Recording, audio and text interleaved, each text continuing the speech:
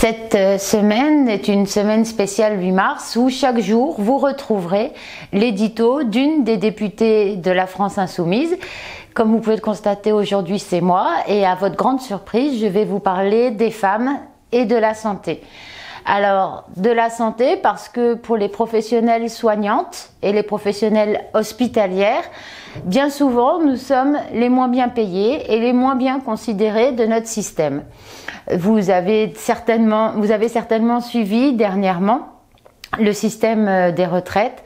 J'ai beaucoup ennuyé rapporteurs et ministres sur Marie l'infirmière, Caroline l'aide-soignante. J'ai essayé aussi de penser aux autres professions de la santé parce que dans le service public hospitalier, il n'y a pas que des soignants. Donc j'ai essayé de prendre les exemples d'un adjoint administratif, d'une personne de la sécurité et d'un cuisinier dans un hôpital, bref. Tout ça pour vous dire que les femmes sont bien moins payées que les hommes et bien souvent moins considérées. Nous avons demandé l'égalité femmes-hommes, nous nous battons dans l'hémicycle pour cette égalité femmes-hommes.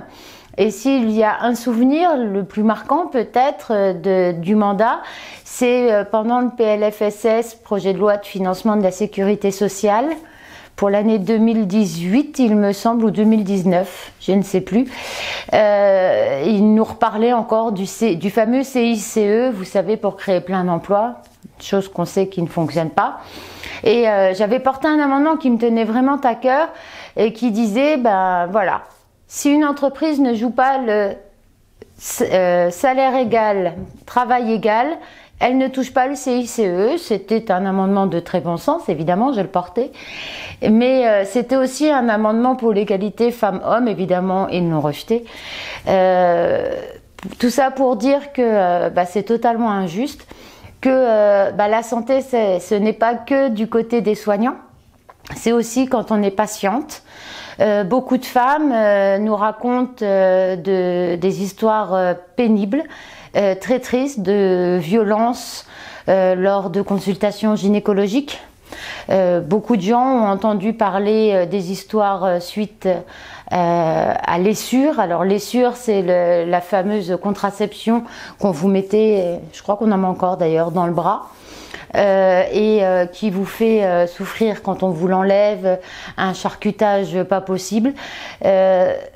On ne se met pas à la place des femmes, une contraception qui peut parfois coûter très très cher parce que il vous faut une pilule microdosée ou surdosée, et ça c'est pas remboursé.